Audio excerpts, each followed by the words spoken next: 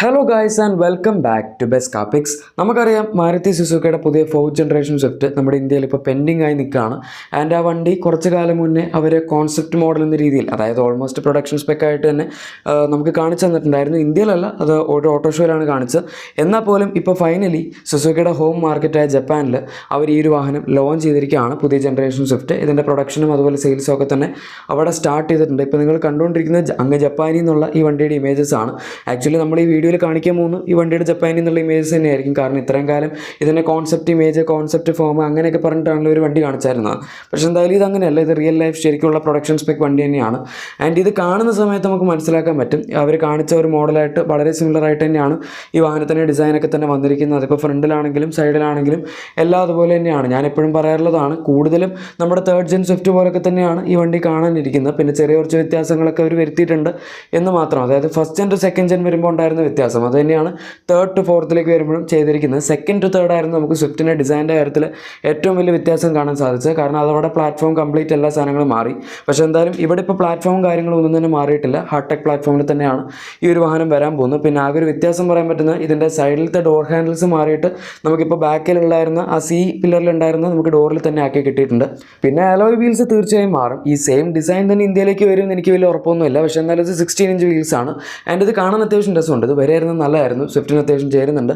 എന്നാൽ പോലും നമുക്ക് ഇന്ത്യയിൽ ഈ വാഹനത്തിൽ ഇനിയും 16 ഇഞ്ച് അലോയ് വീൽസ് തീർച്ചയായും കിട്ടുന്നതായിരിക്കും. ഇപ്പം നമുക്ക് സ്വിഫ്റ്റിന് 15 ഇഞ്ച് അലോയ് വീൽസ് ആണ് കിട്ടുന്നത്. അതുപോലെ തന്നെ ഈ വാഹനത്തിൻ്റെ സി പില്ലർ കംപ്ലീറ്റ് ആയിട്ട് അവരൊരു ഗ്ലോസി ബ്ലാക്ക് ഫിനിഷിലേക്കാണ് പോയിരിക്കുന്നത്. ABC പില്ലേഴ്സ് ഒക്കെ ഉണ്ട്. അതുപോലെ റൂഫ് നമുക്ക് ഡുവൽ ടോൺ കളർ ഓപ്ഷനിൽ അവൈലബിൾ ആയിരിക്കും. ഇത് നമുക്ക് സ്വിഫ്റ്റ് 2021 ഒരു ഡുവൽ ജെറ്റ് അപ്ഡേറ്റ് വെച്ചൊരു മോഡൽ ഇറക്കിയായിരുന്നു. അതിന് ഡുവൽ ടോൺ കളർ ഓപ്ഷൻസ് ഉണ്ടായിരുന്നു. പക്ഷേ എന്നാൽ ഇതിൻ്റെ അകത്തും അത് അവൈലബിൾ ആയിരിക്കും. പിന്നെ ടെയിൽ ലൈറ്റ്സ് ഒക്കെ നിങ്ങൾക്ക് കാണാം.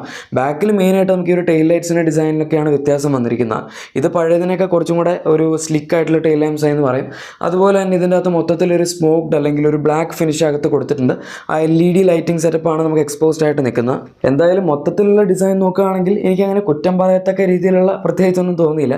അത്യാവശ്യം നല്ലൊരു ഡിസൈൻ തന്നെയാണ് ഈ വാഹനത്തിൽ വരുന്നത്. പിന്നെ ഇൻറ്റീരിയറിലേക്ക് വരികയാണെങ്കിൽ ഇവിടെയും കാര്യമായിട്ടുള്ള വ്യത്യാസം തന്നെ നമുക്കിപ്പോൾ കിട്ടുന്ന സ്വിഫ്റ്റ് വെച്ച് നോക്കുകയാണെങ്കിൽ വന്നിട്ടുണ്ട് എന്ന് പറയും. ആദ്യത്തെ കാര്യം, ഡാഷ്ബോർഡ് ലേഔട്ട് കംപ്ലീറ്റ്ലി ഡിഫറൻ്റ് ആണ്. ഇപ്പോൾ ഉള്ള സ്വിഫ്റ്റ് വെച്ച് നോക്കുമ്പോൾ അത് കുറച്ച് ഔട്ട്ഡേറ്റഡ് ആയിട്ട് നമുക്ക് തോന്നി തുടങ്ങിയിട്ടുണ്ടായിരുന്നു. പക്ഷേ എന്നാൽ ഇതിൻ്റെ അകത്ത് അതൊക്കെ മാറ്റി കുറച്ചിങ്ങനെ പൊങ്ങി നിൽക്കുന്ന രീതിയിലുള്ള ഒരു 9 ഇഞ്ചസിൻ്റെ smart play pro plus infotainment system ഈ ഒരു വാഹനത്തിൽ കൊടുത്തിട്ടുണ്ട്. പിന്നെ AC വെൻസിൻ്റെ സൈഡിലേക്കൊക്കെ വരികയാണെങ്കിൽ ലെഫ്റ്റ് സൈഡിൽ അവിടെ ഒരു അഡീഷണൽ ട്രിം പോലെ കൊടുത്തിട്ടുണ്ട്. ആൻഡ് താഴത്തേക്ക് നോക്കുകയാണെങ്കിൽ ഒരു വൈറ്റ് ഫിനിഷാണ് കൊടുത്തിരിക്കുന്നത്, അല്ലെങ്കിൽ ഐവറി എന്ന് വേണമെങ്കിൽ പറയാം. അതായത് ഡ്യുവൽ ടോൺ ക്യാബിനാണ് ഈ ഒരു വാഹനത്തിൽ വരുന്നത്. പിന്നെ കുറേയൊക്കെ കോമ്പണൻസ് നമുക്ക് സെയിം ആയിട്ട് തോന്നും. അതായത് സ്റ്റിയറിംഗ് വീലൊക്കെ പണ്ടത്തെ സ്വിഫ്റ്റിലുണ്ടായിരുന്ന ആ സെയിം ഡിസൈനിൽ തന്നെയാണ് ഇവിടെയും വരുന്നത്. ആൻഡ് അതിൻ്റെ അകത്ത് നമുക്ക് സ്റ്റിയറിംഗ് മോണർ കൺട്രോൾസും അതുപോലെ ക്രൂസ് കൺട്രോളിൻ്റെ ഓപ്ഷനും കാര്യങ്ങളൊക്കെ തന്നെ കൊടുത്തിട്ടുണ്ട്. അതൊന്നും പുതിയ ഫീച്ചേഴ്സൊന്നും അല്ല, ക്രൂസ് കൺട്രോളൊക്കെ 2021 വന്നതാണ്. പിന്നെ ഇതിൻ്റെ ഇൻഫോടൈം സിസ്റ്റം ഞാൻ പറഞ്ഞു, ഇൻസ്ട്രുമെൻ്റ് ക്ലസ്റ്റർ ഓൾമോസ്റ്റ് സെയിം ആണ്. അത് നമുക്ക് ഏകദേശം ഇപ്പോൾ കിട്ടുന്ന സ്വിഫ്റ്റിലുള്ള പോലെ തന്നെ ആയിരിക്കും വരുന്നത്. മിക്കവാറും പുതിയ ബലേനും ഇൻസ്പയർഡ് ആയിട്ടായിരിക്കും അത് വരാൻ പോകുന്നത്. ആൻഡ് സെൻറ്റർ കൺസോളിൻ്റെ ഡിസൈൻ അവർ മൊത്തത്തിൽ മാറ്റിയിട്ടുണ്ടായിരുന്നു. അതിപ്പോൾ AC വെൻസിൻ്റെ ഡിസൈനിലാണെങ്കിലും അതുപോലെ നമ്മുടെ ഓട്ടോ ACയുടെ കൺട്രോൾ പാനൽ അതൊക്കെ ഈ അടുത്ത് ഒരു ബലേനുവിലും ബ്രസയിലും ഒക്കെ കൊണ്ടുവന്ന പോലത്തെ, അല്ലെങ്കിൽ ഈവൻ നമ്മുടെ ഗ്രാൻഡ് വിറ്റാര ആയിക്കോട്ടെ അതിനകത്തൊക്കെ ഉള്ള പോലത്തെ ഒരു കൺട്രോൾ പാനലാണ് വരുന്നത്. അതായത് അപ്പ് ആൻഡ് ഡൗൺ ടോഗിൾസ് ആണ് കൊടുത്തിരിക്കുന്നത്. ടച്ച് ഫംഗ്ഷനൊന്നും അല്ല, യൂസബിലിറ്റിയുടെ കാര്യത്തിലൊന്നും പ്രശ്നമില്ല. പിന്നെ ഇതിനകത്ത് സീറ്റ്സിൻ്റെ ഡിസൈനൊക്കെ അത്യാവശ്യം നല്ലതാണ്. ഡിസൈൻ മാത്രമല്ല, ഇരിക്കാനാണെങ്കിലും നമുക്കറിയാം സുസുക്കിയുടെ സീറ്റുകൾ എപ്പോഴും ഇവിടെ സെഗ്മെൻറ്റിൽ നോക്കുകയാണെങ്കിൽ അത്യാവശ്യം നല്ല സീറ്റുകളായിരിക്കും. പ്രത്യേകിച്ച് അവരുടെ പുതിയ വണ്ടികൾ വരുന്നതൊക്കെ നല്ല വീതിയുള്ള സീറ്റുകളാണ്. മാത്രമല്ല അതിൻ്റെ അകത്ത് സപ്പോർട്ടൊക്കെ ആണെങ്കിൽ നല്ലതായിരിക്കും. ആകെ ഒരു പ്രശ്നമുള്ളത് ഇവരെപ്പോഴും ഫാബ്രിക് സീറ്റുകളെ കൊടുക്കുകയുള്ളൂ, ലെതർ ഫിനിഷ് അങ്ങനെ കൊടുക്കാറില്ല. അത് മാത്രമാണ് എനിക്ക് ചെറിയൊരു ഡ്രോബാക്ക് തോന്നിയത്. പക്ഷേ അല്ലാത്ത പക്ഷം സീറ്റുകളുടെ മൊത്തത്തിലുള്ള കംഫർട്ട് വൈസ് നോക്കുകയാണെങ്കിൽ നല്ലതാണ്. ഇത്രയൊക്കെയാണ് ഇപ്പോൾ നമുക്ക് ഇവിടെ നിന്ന് ലീക്കായി വന്നിരിക്കുന്ന സ്വിഫ്റ്റിനെ പറ്റി പറയാൻ പറ്റുന്നത്. ലീക്കായി അല്ല, ജപ്പാനിലുണ്ടായിരുന്ന ഒരു ഒഫീഷ്യലി ഫോട്ടോ എടുത്ത് നമുക്കിവിടെ കിട്ടിയതാണ്, അത്രേ ഉള്ളൂ. ഇനി ബാക്കി ലോഞ്ചിനെ പറ്റി ഒക്കെ പറയുകയാണെങ്കിൽ നിങ്ങൾക്കറിയാം ഈ വണ്ടി ഇവിടെ അധികം വൈകാതെ തന്നെ വരും. ഓട്ടോക്കാരൻ്റെ പറയുന്നതനുസരിച്ച് നമ്മുടെ ഫെബ്രുവരി 2024 ഈ വാഹനത്തിൻ്റെ പ്രൊഡക്ഷൻ സ്റ്റാർട്ട് ചെയ്യും. ആൻഡ് ഉടൻ തന്നെ ഈ വണ്ടി ലോഞ്ച് ചെയ്യുമെന്നാണ് പറയുന്നത്. അതായത് ഏകദേശം 2024 എൻഡ് അല്ലെങ്കിൽ മാർച്ച് സ്റ്റാർട്ടിങ്ങിലായിട്ട് ഈ വണ്ടിയുടെ ലോഞ്ചും നമുക്ക് പ്രതീക്ഷിക്കാം. ഈ മാരുതി സുസുക്കി പിന്നെ പൊതുവെ ഇവിടെ ഇങ്ങനെ ലോഞ്ച്, അൺവെയിൽ, അതുപോലെ ഡിസൈൻ ആദ്യം കാണിക്കുക, പിന്നെ വണ്ടി കാണിക്കുക, അങ്ങനെ ഒരുപാട് പ്രൊസീജിയേഴ്സ് ഒന്നും വെക്കാണ്ട് ജസ്റ്റ് ഒറ്റ സ്റ്റെപ്പിൽ വണ്ടി കാണിക്കുന്നു, വണ്ടി ലോഞ്ച് ചെയ്യുന്നു, അടുത്ത ദിവസം ഡെലിവറി തുടങ്ങുന്നു. അങ്ങനത്തെ ഒരു പരിപാടിയാണല്ലോ ചെയ്യുന്നത്. അതുകൊണ്ട് കൃത്യമായിട്ട് ഫെബ്രുവരിയിൽ തന്നെ ഈ വണ്ടിയുടെ പ്രൊഡക്ഷൻ സ്റ്റാർട്ട് ചെയ്തു എങ്കിൽ പോലും അപ്പോൾ ഇത് ഇറങ്ങും എന്ന് നമുക്ക് ഉറപ്പിച്ച് പറയാൻ പറ്റില്ല. എന്തായാലും ഈ വണ്ടി മൊത്തത്തിൽ നോക്കുകയാണെങ്കിൽ ഒരു ഇംപ്രൂവ്ഡ് പ്രൊഡക്റ്റ് ആയിട്ട് തന്നെയാണ് വരാൻ പോകുന്നത്. പിന്നെ ഇത് അവർ ഈ അടുത്ത ടോക്കിയോ സലൂണിൽ കാണിച്ച ഒരു പുതിയ കോൺസെപ്റ്റാണ്. അതായത് മൊത്തത്തിലൊരു പച്ച പെയിൻറ്റ് സ്കീമും അതുപോലെ കുറച്ച് ബോഡി വർക്കും കാര്യങ്ങളൊക്കെ ആയിട്ടുണ്ടായിരുന്ന ഒരു സ്വിഫ്റ്റാണ്. ഇതും കാണാൻ അത്യാവശ്യം രസമുണ്ട്. ആൻഡ് ഇനി ബാക്കി കാര്യങ്ങളിലേക്ക് വരികയാണെങ്കിൽ ഈ വണ്ടിയിൽ മെയിനായിട്ട് വ്യത്യാസം വരാൻ പോകുന്ന ഈ ഡിസൈനിലൊക്കെ അല്ല, അത് ജസ്റ്റ് ഒരു സൈഡ് കാര്യമാണെന്ന് നമുക്ക് പറയാം. ഈ എമിഷൻ നോംസിൻ്റെയൊക്കെ സംഭവങ്ങളൊക്കെ ആയിട്ട് സുസുക്കി ഈ വാഹനത്തിലുണ്ടായിരുന്ന K12N എഞ്ചിൻ റീപ്ലേസ് ചെയ്ത കാര്യം നിങ്ങൾ അറിഞ്ഞു കാണുമായിരിക്കും. പുതിയ Z12E എന്ന് പറയുന്ന Z സീരീസ് എഞ്ചിനാണ് ഈ ഒരു വാഹനത്തിൽ വരാൻ പോകുന്നത്.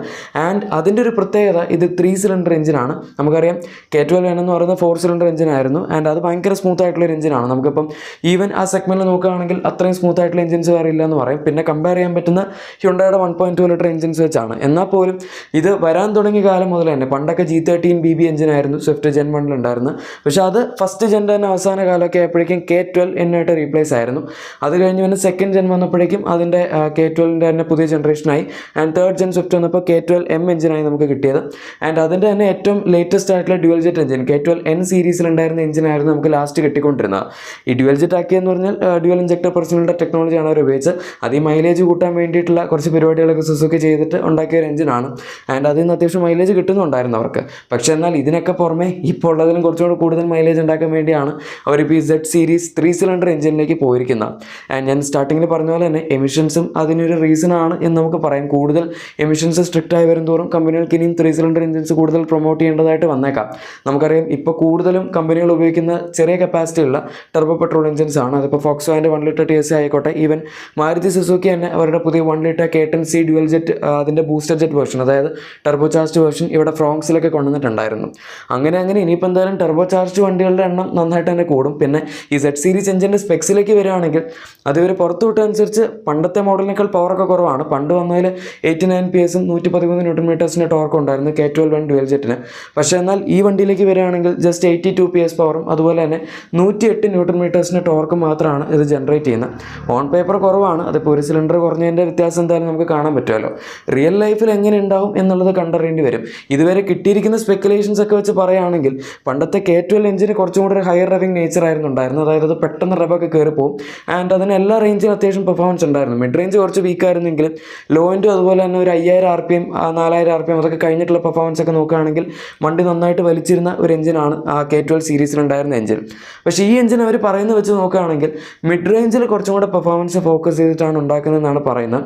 അതായത് ലോ എൻഡിൽ അധികം പെർഫോമൻസ് ഇല്ലെങ്കിൽ വണ്ടിക്ക് മൈലേജ് കൂടുതൽ കിട്ടും. കാരണം അതൊക്കെ അവർ അതിനനുസരിച്ച് ടോൾ ഗേഡ് ആക്കിയായിരിക്കും വെക്കുന്നത്. ഇപ്പോൾ ഹോണ്ടയൊക്കെ 1.2 IVTECൽ ചെയ്തിരിക്കുന്നത് അതാണ്. അതുകൊണ്ടാണ് നമുക്ക് വണ്ടി ഭയങ്കര സ്ലഗിഷ് ആയിട്ട് തോന്നുന്നത്. പക്ഷേ അഗെയിൻ അത് കുറച്ച് റിവ്യൂ ചെയ്തെടുക്കുകയാണെങ്കിൽ അതിന് ടോപ്പ് എൻഡിൽ ചെറിയ രീതിയിൽ പവർ ഉണ്ടെന്നും പറയാം. ഇത് അത്രയും മോശമാണെന്ന് എനിക്ക് തോന്നുന്നില്ല. കാരണം സുസുക്കിയുടെ എഞ്ചിൻസ് പ്രത്യേകിച്ച് സ്മോൾ കപ്പാസിറ്റി അത്ര മോശമാവാറില്ല. പ്രത്യേകിച്ച് അവരുടെ K10C 3 സിലിണ്ടർ ആണെങ്കിലും അത് അത്യാവശ്യം സ്മൂത്താണ്, നല്ലൊരു എഞ്ചിനാണ്. ഇതിനിപ്പം 3 സിലിണ്ടർ ആയതുകൊണ്ട് സ്മൂത്ത്നെസ്സിൻ്റെ കാര്യമാണ് നമ്മൾ നോക്കേണ്ടത്. എന്തൊക്കെ പറഞ്ഞാലും 4 സിലിണ്ടറിൻ്റെ അത്രയും സ്മൂത്ത്നെസ് ഒരു 3 സിലിണ്ടറിന് അച്ചീവ് ചെയ്യുക പറഞ്ഞാൽ അത് കുറച്ച് ബുദ്ധിമുട്ടാണ്. കാര്യം മറ്റുള്ള 3 സിലിണ്ടർ എഞ്ചിൻസ്, ഇപ്പോൾ ഹ്യുണ്ടായുടെ 3 സിലിണ്ടർ അല്ലെങ്കിൽ ടാറ്റയുടെ 3 സിലിണ്ടർ, ഇതൊക്കെ വെച്ച് നോക്കുമ്പോൾ സുസുക്കിയുടെ കുറച്ചും കൂടി സ്മൂത്ത് ആയിരിക്കും എന്ന് മാത്രം. എന്തായാലും ഗൈസ്, ഇതാണ് നമ്മുടെ പുതിയ സ്വിഫ്റ്റിനെ പറ്റി ഇപ്പോൾ കിട്ടിയിരിക്കുന്ന അപ്ഡേറ്റ്സ്. വീഡിയോ ഇഷ്ടപ്പെട്ടെങ്കിൽ ലൈക്കും സബ്സ്ക്രൈബും ഷെയറും ഒക്കെ ചെയ്തേക്കാം. നമുക്ക് മറ്റൊരു വീഡിയോയിൽ കാണാം. Thank you for watching my video and good bye.